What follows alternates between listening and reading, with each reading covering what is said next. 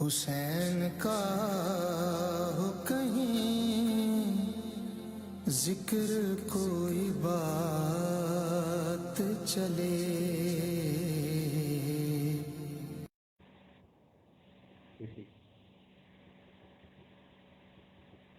اعوذ باللہ من الشیطان اللعین الرجیم، بسم اللہ الرحمن الرحیم،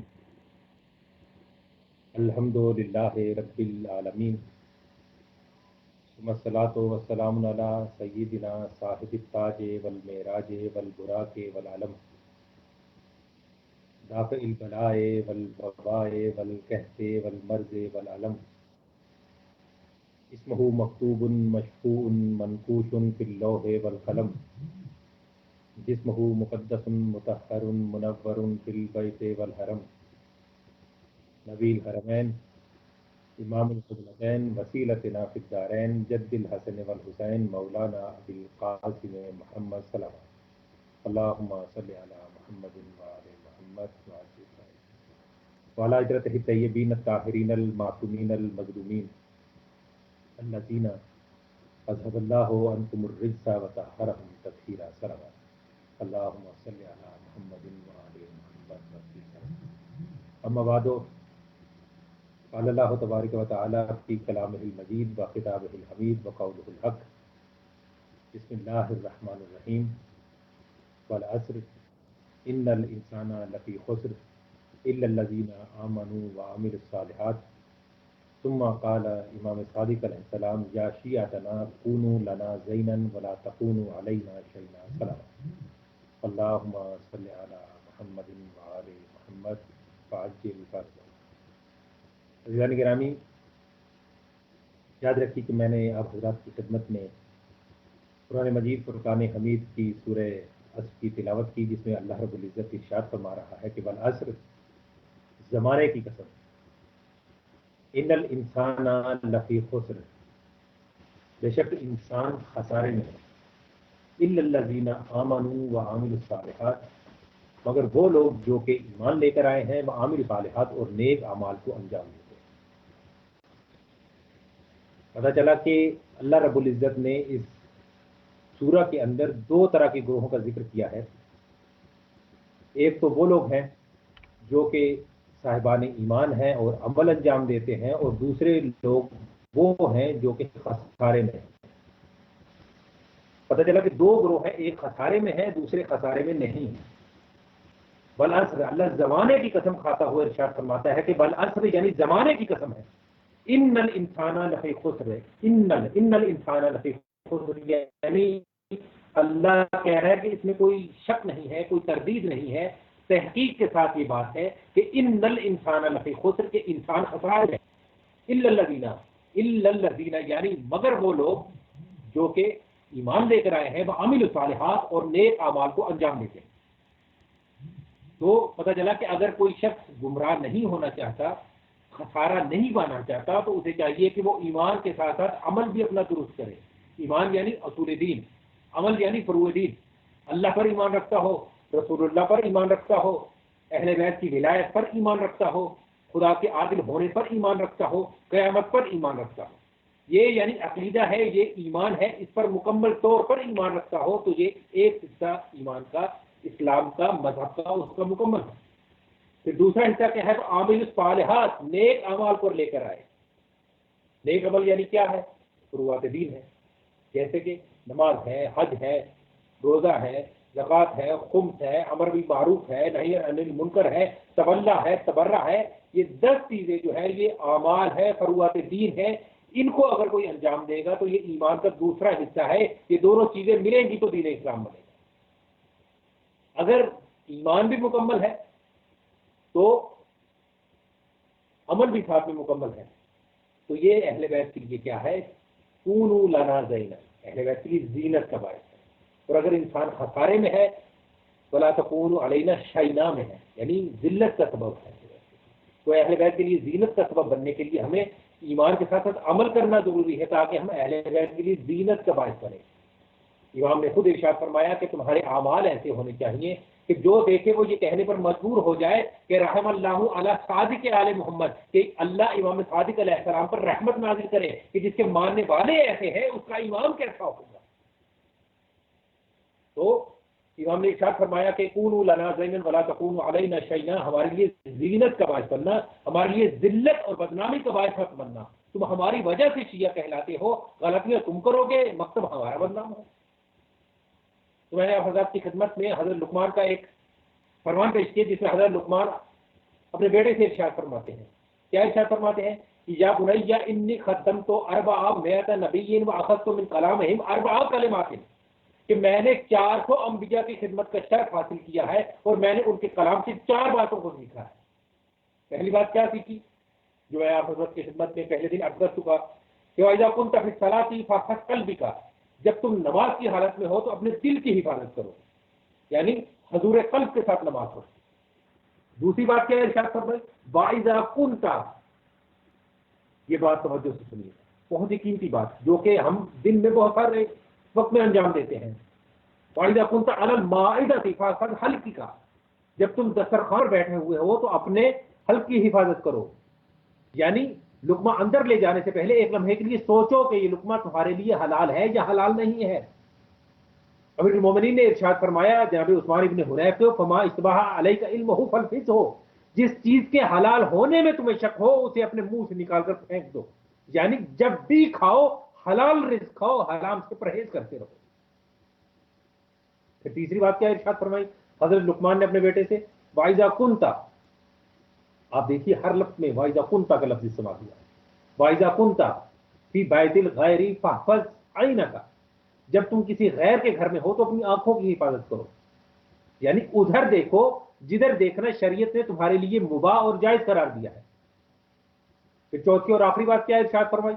وَإِذَا كُنْتَ بَيْنَ الْخَلْقِ فَاحْفَظْ لِسَانَكَ، جب تم لوگوں کے درمیان میں ہو تو اپنی زبان کی حفاظت کرو۔ عزیزان گرامی، یہ موضوع آج کا ہمارا ہے کہ زبان کا استعمال قرآن و اہل بیت کی روشنی میں کیا ہے۔ آپ جانتے ہیں کہ زبان ایک عظیم نعمت پروردگار ہے، اگر یہ کنٹرول میں رہے تو یہ ایک عظیم نعمت ہے، اگر یہ کنٹرول سے باہر ہو جائے تو اس کے نقصانات کا دائرہ بہت زیادہ وسیع ہے۔ اب جانتے ہیں کہ اللہ کے نزدیک حق گویائی سے کوئی بات اہمیت نہیں رکھتی، حق گویائی سب سے زیادہ اہمیت کی حامل اللہ کے نزدیک ہے۔ اسی طرح سخن باطل سے زیادہ کوئی بھی بڑا گناہ نہیں ہے، اسی لیے اللہ نے انسان کے زبان کے باہر سامنے 2 ہونٹ قرار دے دیے ہیں جو کہ پھاٹک کی حیثیت رکھتے ہیں، تاکہ یہ زبان کنٹرول میں رہے اور اس سے کوئی فحش کلمہ نہ نکلنے پائے۔ آپ یاد رکھیے کہ اسلام میں عقل کا معیار زبان کو قرار دیا گیا ہے، کہ عقل مند انسان اس وقت تک بولتا نہیں ہے جب تک کہ وہ سوچے نہ۔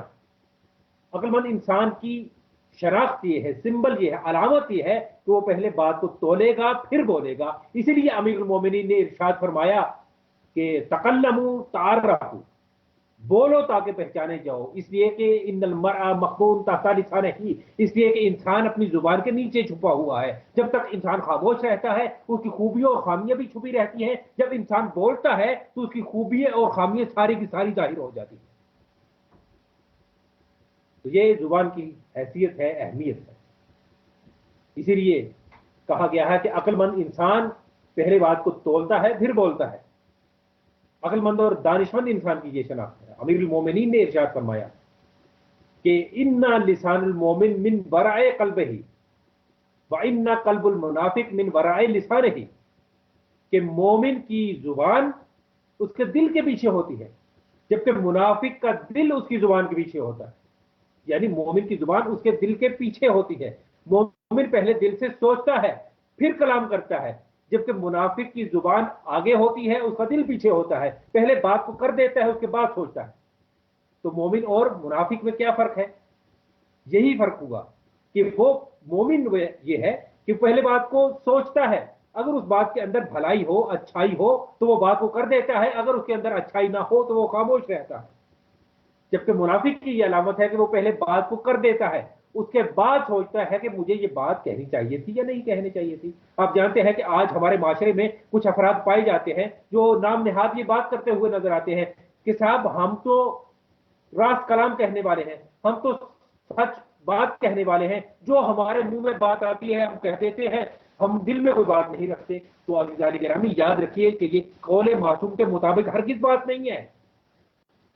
معصومین کہتے ہیں کہ مومن کی یہ شناخت ہے کہ مومن پہلے بات کو سوچتا ہے پھر بات کرتا ہے. یہ منافق ہے، وہ مومن نہیں ہو سکتا کہ جو بغیر سوچے ہوئے بات کہے، جس کے بات کہنے سے کسی کے دل آزاری ہو جائے. وہ مومن کیسے ہوگا کہ جس کی بات کرنے سے کسی کے دل آزاری ہو جائے؟ آج آپ دیکھتے ہیں کہ چاہے وہ سوشل میڈیا ہو، چاہے وہ کوئی بھی جگہ ہو، ہر جگہ پر کچھ لوگ باتیں کرتے ہوئے نظر آ جاتے ہیں کہ وہ کہتے ہیں کہ ہم حق کلمہ کہہ رہے ہیں، لیکن کیا اس کی کسی کی دل آزاری ہو رہی ہے؟ اہل بیت کا طریقہ یہ نہیں ہے. اہل بیت کا طریقہ یہ ہے کہ وہ مصلحت سے سمجھاتے تھے، وہ طریقے سے سمجھاتے تھے. لہذا اہل بیت کی زندگی کا جو پہلو ہے ہماری زندگی میں پایا جانا چاہیے. تو کیا ارشاد فرمایا مولا نے کہ ان المومن، کہ مومن کون ہے؟ کہ جس کی زبان اس کے دل کے پیچھے ہوتی ہے، جبکہ منافق وہ ہے کہ اس کی زبان اس کے دل کے آگے ہوتی ہے. مومن جب کوئی بات کرتا ہے تو وہ پہلے سوچتا ہے کہ مجھے یہ بات کہنی چاہیے یا نہیں کہنی چاہیے، جبکہ منافق بات کو کر دیتا ہے اس کے بعد سوچتا ہے کہ مجھے یہ بات کہنی چاہیے تھی یا نہیں کہنی چاہیے. رسول اللہ نے کیا ارشاد فرمایا؟ خاتم المرسلین نے بہت خوبصورت کلمہ ارشاد فرمایا کہ کسی شخص کا ایمان اس وقت تک مکمل نہیں ہو سکتا جب تک کہ اس کا عمل ٹھیک نہ ہو. کسی کا عمل اس وقت تک ٹھیک نہیں ہو سکتا جب تک اس کی زبان ٹھیک نہ ہو. اللہ اکبر. کسی کا ایمان اس وقت تک مکمل نہیں ہو سکتا جب تک اس کا عمل ٹھیک نہ ہو. کسی کا عمل اس وقت تک ٹھیک نہیں ہو سکتا جب تک کہ اس کی زبان ٹھیک نہ ہو. حضرت لقمان نے اپنے بیٹے سے کیا ارشاد فرمایا؟ یہی تو بات ارشاد فرمائی انہوں نے اپنے بیٹے سے. ایک دوسرے کلام میں ارشاد فرماتے ہیں کہ یا بنیا قد ندمت عن الکلام وان لم اندب عن السکوت، مجھے بولنے کی وجہ سے تو ندامت کا سامنا کرنا پڑا ہے، مگر مجھے خاموشی کی وجہ سے کبھی ندامت کا سامنا نہیں کرنا. پھر ارشاد فرمایا کہ یا بنیا ان کنت زعمت ان الکلام من فضة، کیا میرے بیٹے اگر تم یہ خیال کرتے ہو کہ خاموش رہنا چاندی ہے تو یہ بات غلط ہے. کیا ارشاد فرمایا؟ یا بنیا ان کنت زعمت کہ ان الکلام من فضة، کہ بولنا چاندی ہے. یعنی بولنے کو دیکھیے کہ انہوں نے چاندی سے تشبیہ دی کہ ان الکلام من فضة، کہ بولنا چاندی ہے. وَإِنَّ السَّكُوتَ مِنْ ذَهَبٍ، لیکن بولنا چاندی ہے، خاموش رہنا سونا ہے. اور رسول اللہ نے کیا ارشاد فرمایا کہ نجات المومن فی حفظ لسانہ، مومن کا خاموش رہنا ہی اس کی نجات ہے. جو خاموش رہا وہ نجات پا گیا. یاد رکھیے کہ بہت سے مقامات ایسے ہیں کہ جہاں پر خاموش رہنے کا حکم دیا گیا ہے. تو اس خاموشی سے کیا مراد ہے؟ کیا انسان ہر مقام پر خاموش ہے؟ اگر کلمہ حق کہنے کی جگہ ہے وہاں پر بھی خاموش رہے. اس لیے یہ حدیث کے اندر موجود ہے کہ سلطان جابر کے سامنے کلمہ حق کہنا یہ سب سے بڑا جہاد ہے. تو آپ کہیں گے کہ آپ کہہ رہے ہیں کہ رسول اللہ نے ارشاد فرمایا کہ مومن کی نجات اس کی خاموشی میں ہے، تو اس کا مطلب ہے کہ ہم ہر مقام پر خاموش رہیں. تو ایسا ہرگز نہیں، بلکہ یہاں خاموشی جو میں نے مراد لی ہے کہ خاموش رہنا، رسول اللہ نے ارشاد فرمایا ہے ان مقامات پر خاموشی سے مراد جھوٹ، غیبت، چغلخوری، ان باتوں سے پرہیز کرنا ہے. ان مقامات پر ارشاد فرمایا گیا ہے کہ خاموشی اختیار کرو، جھوٹ مت بولو. اس لیے کہ امام حسن عسکری علیہ السلام نے ارشاد فرمایا ہے کہ اگر ایک کمرے کے اندر تم دنیا بھر کی برائیاں ڈال دو اور اسے تالا، ام الفساد کی حیثیت رکھتی ہے یہ جھوٹ. جو انسان جھوٹ بولتا ہے گویا اس کے اندر ہر برائی پائی جا سکتی ہے. جو انسان جھوٹ نہیں بولتا ممکن ہے کہ اس کے اندر بہت ساری برائیاں نہ پائی جاتی. اس لیے کہ انسان 90% بلکہ 90 سے بھی زیادہ برائی جو انجام دیتا ہے وہ اسی زبان کے ذریعے سے انجام دیتا ہے. تو جن احادیث میں خاموش رہنے کا حکم دیا گیا ہے وہاں پر خاموشی سے مراد جھوٹ، غیبت اور چغلخوری جیسی باتوں سے پرہیز کرنے کا حکم دیا گیا ہے. اب یاد رکھیے کہ ہر مقام پر خاموش رہنا اچھی بات نہیں اسلام نے قرار دیا، بلکہ ظلم کے مقابلے میں جہاں پر حق کسی کا چھینا جا رہا ہو وہاں پر خاموشی اختیار کرنا اسلام کے خلاف ہے.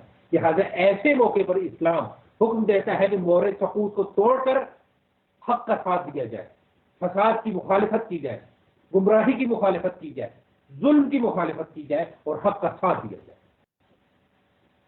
اسی لیے اگر آپ دیکھیں تو بہت سی احادیث موجود ہیں کہ جن کے اندر خاموشی کی فضیلت جہاں بیان کی گئی ہے وہاں پر بولنے کا بھی حکم دیا گیا. آپ حضرت لقمان کو دیکھ لیجئے کہ انہوں نے کیا ارشاد فرمایا.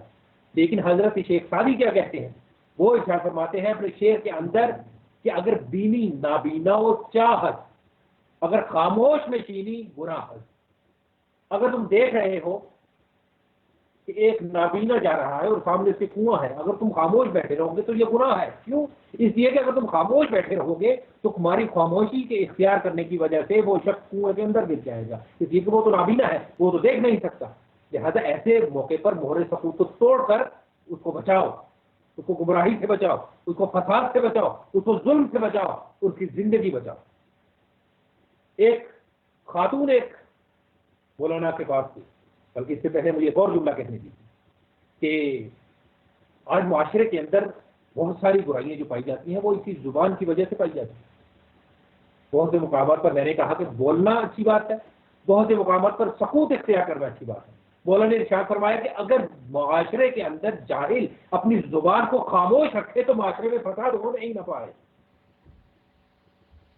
آپ دیکھ رہے ہیں کہ آج ہر گھر کے اندر جھگڑا ہے، فساد ہے، لڑائی ہے، جھگڑا پایا جاتا ہے. اس کی وجہ کیا ہے؟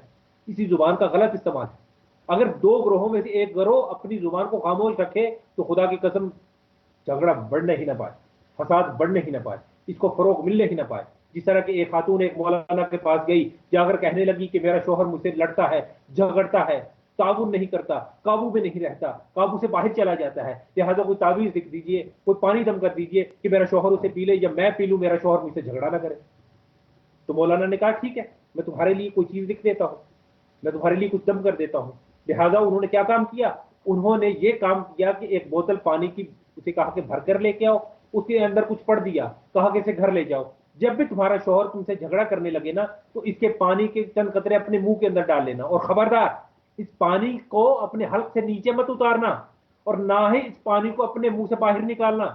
اب آپ جانتے ہیں کہ اگر پانی حلق سے نیچے لے کے لیے جایا جائے تو پانی حلق سے نیچے چلا جائے گا، اگر باہر پھینک دیا جائے تو باہر گر جائے گا، اگر منہ کے اندر رکھا جائے نہ حلق سے نیچے اتارا جائے نہ باہر پھینکا جائے وہ تو منہ کے اندر رہے گا. اور جب کوئی چیز منہ کے اندر ہو تو انسان صحیح طریقے سے بول نہیں سکتا. جب پانی منہ بھرا ہو پانی سے تو انسان بول نہیں سکتا. اب وہ اس کے منہ کو تالا لگ گیا. جب بھی اس کا شوہر اسے جھگڑتا اب یہ خاموشی سے منہ میں پانی بھر کر بیٹھ جاتی.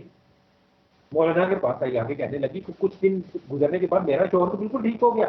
کہا میں نے کچھ پڑھا نہیں تھا، بس اگر دو گروہوں میں سے ایک گروہ خاموشی اختیار کر لے تو کبھی جھگڑا بڑھنے ہی نہیں پا سکتا. اب ایک اور خاتون ایک مولانا کے پاس آئی اور آ کر کہنے لگی کہ میرا بھی شوہر مجھ سے جھگڑتا ہے، لڑتا ہے، کنٹرول سے باہر ہو جاتا ہے، لہذا کچھ ایسا کہیے کہ میرا شوہر میرے کنٹرول میں رہے. انہوں نے کہا کہ تمہارا شوہر کنٹرول میں ہو تو سکتا ہے مگر اس کا ایک حل ہے. کہا کیا؟ کہا کہ اس کا حل یہ ہے کہ تمہیں شیر کی گردن کے 3 بال لے کر آنے پڑیں گے، تمہارا شوہر تمہارے کنٹرول میں آ جائے گا. کہا کیسے؟ کہا تم لے کر آؤ، میں تمہیں کچھ لکھ کر دوں گا، تمہارا شوہر تمہارے کنٹرول میں ہو جائے گا. کہا ٹھیک ہے. اب وہ گھر میں گئی، جا کر اس نے محلے کے لوگوں سے پوچھا کہ یہاں کوئی چڑیا گھر ہے؟ اس نے بتایا ہاں ہے. چنانچہ یہ وہاں پر کچھ گوشت لے کر چلی گئی. گوشت لے کے جانے کے بعد اس نے 2-3 دن دور سے گوشت ڈالا، شیر آتا کھا کر چلا جاتا. لیکن کچھ دن بعد اس نے جب محسوس یہ بات کی کہ شیر اس سے مانوس ہو گیا ہے، اب اس نے نزدیک جا کر شیر کو گوشت ڈالنا شروع کر دیا. کچھ دن جب اس نے دیکھا کہ یہ اسے اور مانوس ہو گیا ہے تو اس نے پاس بیٹھ کر شیر کو گوشت ڈالنا شروع کر دیا. ایک دن اس نے گوشت ڈالتے اس کی گردن پر ہاتھ پھیرا اور اس کی گردن کے 3 بالوں کو توڑ کر مولانا کے پاس لے آئی اور آ کر کہنے لگی دیکھیے میں کتنا مشکل کام کر لے کے آ گئی ہوں. اب مولانا نے ان 3 بالوں کو پکڑا اور اس کی طرف دیکھا اور حیرت سے اس کی طرف دیکھ کر ایک جملہ ارشاد فرمایا. کہا کتنے افسوس کی بات ہے کہ تم شیر جیسے درندے کو اپنی محبت سے ہمت سے قائل کر سکتی ہو اور اسے اپنے ساتھ مانوس کر سکتی ہو، کیا تم اسی محبت سے اسی ہمت سے اپنے شوہر کو قائل نہیں کر سکتی؟ جس طرح تم نے ایک درندے کو اپنے ساتھ مانوس کر لیا، اگر تم چاہو تو اپنے شوہر کو بھی مانوس کر سکتی، البتہ بال توڑ کر نہیں بلکہ اس کی خدمت کرتی، اس لیے کہ تمہارا شوہر درندے سے زیادہ وحشی تو نہیں ہے. عزیزان گرامی، معاشرے کے اندر خواتین اگر اپنی زبان کو شیریں زباں بنا لیں تو معاشرے کے اندر فساد ہو ہی نہیں سکتا. یاد رکھیے ایک خاتون اگر شیریں زبان ہے تو اس کے اندر کائنات کی ساری خصوصیات پائی جاتی ہیں. اگر وہ شیریں زبان نہیں ہے، میٹھی زبان والی نہیں ہے تو کائنات کی ساری خوبیاں پائی جاتی ہوں، مگر وہ شیریں زبان اگر نہیں ہے تو اس کا مطلب ہے اس کے اندر کوئی خوبی پائی ہی نہیں جاتی. یہ مایا ہے. ہاں کچھ خواتین یہ بھی بات کہتی ہوئی نظر آتی ہیں کہ صاحب کچھ وقتوں میں شوہر ہمارے ساتھ بلا وجہ جھگڑ پڑتے ہیں، تو اس کا حل کیا ہے؟ تو یاد رکھیے کہ اس کا حل یہ ہے تو اس موقع پر خاموش رہیں. میں نے کہا نا کہ اگر دو افراد کے درمیان میں لڑائی ہو جائے تو ان میں سے ایک خاموشی اختیار کر لے. تو اگر بیوی وقتی طور پر خاموشی اختیار کر لے، بعد میں اپنے شوہر کو سمجھایا کہ بات اصل میں اس طرح سے نہیں تھی، اس طرح سے تھی، اگر آپ مجھ سے پوچھ لیتے تو آپ کو غصہ نہ آتا. تو اس کا نتیجہ کیا نکلے گا؟ اس کا نتیجہ یہ نکلے گا کہ شوہر کے دل میں بیوی کی عقل مندی کا ایک پہلو بیٹھ جائے گا، اس سے مشورے کرے گا، اس سے ہر بات اطمینان سے کرے گا. کیوں؟ اس لیے کہ اس کی بیوی اسے سمجھتی ہے. بس آخری بات آپ حضرت کی خدمت میں عرض کروں گا کہ آپ اماموں کی زندگی بھی دیکھیے، معصومین کی زندگی بھی دیکھیے، یہ پہلو وہاں پر پایا جاتا ہے. آپ جانتے ہیں کہ امام حسن علیہ السلام کے دور میں شام سے ایک شخص جب مدینے میں آیا، آپ جانتے ہیں نا کہ شام والا امیر المومنین کا دشمن تھا، اس نے مشہور یہ کر رکھا تھا شام کے اندر کہ خلافت کے حقدار بنو امیہ والے ہیں، بنو ہاشم کا تو خلافت میں کوئی تعلق ہی نہیں ہے. لہذا جب امیر المومنین کی شہادت ہوتی ہے اور یہ خبر شام میں پہنچتی ہے تو شام کے لوگوں نے کہا کہ علی معاذ اللہ نماز ہی پڑھتے تھے. یعنی اللہ اکبر، امیر المومنین کے بارے میں اتنا زیادہ منفی پہلو وہاں پر مشہور کیا جاتا ہے کہ لوگ یہ بات کرتے تھے کہ کیا علی نماز ہی پڑھتے تھے، حالانکہ جو مومنین کی نماز ہو اسے علی کہتے. تو لوگوں کو جب یہ پتا چلا کہ علی شہید ہو گئے ہیں تو لوگوں نے کہا کہ علی نماز ہی پڑھا کرتے تھے. گویا لوگوں کے ذہنوں میں اہل بیت کے خلاف اس طرح سے زہر پھیلا گیا تھا. چنانچہ وہ شخص شام سے مدینے آیا، اس نے سوچا کہ چلو اہل بیت کے لیے یہ کچھ برائی بیان کرتا چلوں. چنانچہ یہ شام سے آیا اور مدینے پہنچا. مدینے پہنچ کر اس نے لوگوں سے پوچھنا شروع کیا کہ امام حسن جہاں کہاں تشریف فرما ہے. چنانچہ یہ پہنچتا وہاں پہنچا جہاں پر امام حسن تشریف فرما تھے.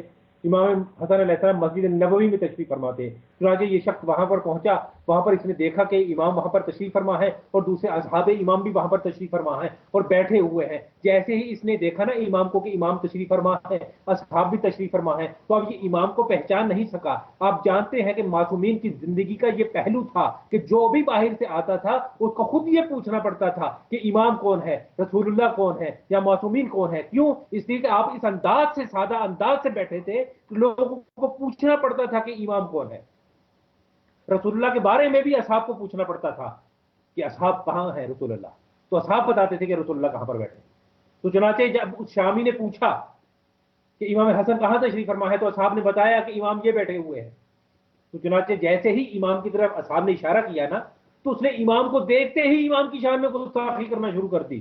اب جیسے ہی امام کی شان میں گستاخی کرنا اس نے شروع کی، اصحاب نے دیکھا کہ یہ تو امام کی شان میں گستاخی کر رہا ہے. ایک مرتبہ اصحاب میں سے چند اصحاب اٹھے، چاہا کہ اس کو آ کر سبق سکھائے، لیکن امام نے وہیں سے اشارہ کر کے بٹھا دیا کہ بیٹھ جاؤ. کیوں؟ اس لیے کہ امام بہتر جانتے ہیں کہ ریوڑ کو کس طرح سے ہانکا جاتا ہے. امام اٹھے، امام نے اٹھ کر جا کر اس کے کندھے پر ہاتھ رکھا. ہاتھ رکھنے کے بعد امام نے ارشاد فرمایا کہ اے میرے بھائی تو یہ بتا کیا تو بھوکا ہے، تجھے کھانا چاہیے؟ تو حسن کا دسترخوان تیرے لیے حاضر ہے. اگر تیرے پاس لباس نہیں ہے تو میں تجھے لباس دیتا ہوں. اگر تیرے پاس پیسے نہیں ہے تو میں حسن تجھے پیسے دیتا ہوں. اگر تیرے پاس جوتا نہیں ہے تو وہ بھی میں تجھے دیتا ہوں. اگر تیرے پاس زیادہ راہ نہیں ہے تو بتا وہ بھی میں تجھے دیتا ہوں. جب اس نے امام کا اخلاق کریمانہ دیکھا نا تو خدا کی قسم ایک مرتبہ پتھر دل پگھل گیا. امام کی طرف دیکھ کے ہاتھ جوڑ کر کہنے لگا کہ خدا بہتر جانتا ہے کہ رسالت اور امامت کو کس خاندان میں رکھنا چاہیے. جب اس نے یہ جملہ کہا نا تو امام کی خدمت میں ہاتھ جوڑ کر کہنے لگا مولا مجھے معاف کر دیجیے، میں نے آپ کی شان میں اتنی گستاخی کی اور آپ نے مجھے ایک جملہ بھی نہیں کہا. امام نے کہا جب تو میری شان میں گستاخی کر رہا تھا نا تو ایک جملہ میں نے اللہ کے حضور تیرے لیے کہا تھا. کہا کیا؟ کہا کہ میں نے اللہ سے کہا تھا کہ بار الہ اسے ہماری معرفت نہیں ہے، اسے ہماری معرفت نصیب فرما. تو آپ نے دیکھا کہ معصومین علیہ السلام نے اپنے کردار کے ذریعے سے بتایا کہ زبان کا کس طرح سے استعمال ہونا چاہیے. تو معصومین کی سیرت پر اگر یہ زبان عمل کرے گی تو اہل بیت کے لیے کونوا لنا زینا، یعنی اہل بیت کے لیے زینت کا باعث بنے گی. اگر یہ زبان اہل بیت کے پرچار کے لیے استعمال نہیں ہو رہی، تفرقے کے لیے استعمال ہو رہی ہے اور لوگوں کے درمیان لڑائی کروانے کے لیے استعمال ہو رہی ہے، تو ولا تقولوا علینا شیئا، بلکہ اہل بیت کے لیے ذلت کا باعث بننے کے لیے استعمال ہو رہی ہے۔ تو میری دعا ہے کہ خداوند عالم ہمیں اہل بیت کے راستے پر چلنے کی توفیق نصیب فرمائے، تاکہ ہم اس زبان کے ذریعے سے کلمہ حق بیان کریں، لوگوں کو راہ اصلاح پر لے کے آئیں اور اہل بیت کا پیغام اس کے ذریعے سے پہنچائیں انشاءاللہ۔ اور ہمارے جو حقیقی نائب ہیں، حقیقی رہنما ہیں، حقیقی مولا، حقیقی شہنشاہ امام زمانہ ہیں، خداوند عالم ان کا جلد از جلد ظہور عطا فرمائے۔ فآخر دعوانا ان الحمدللہ رب العالمین۔ اللہم صل علی محمد وآل محمد وعجل فرجہ۔ حسین کا ہو کہیں ذکر کوئی بات چلے،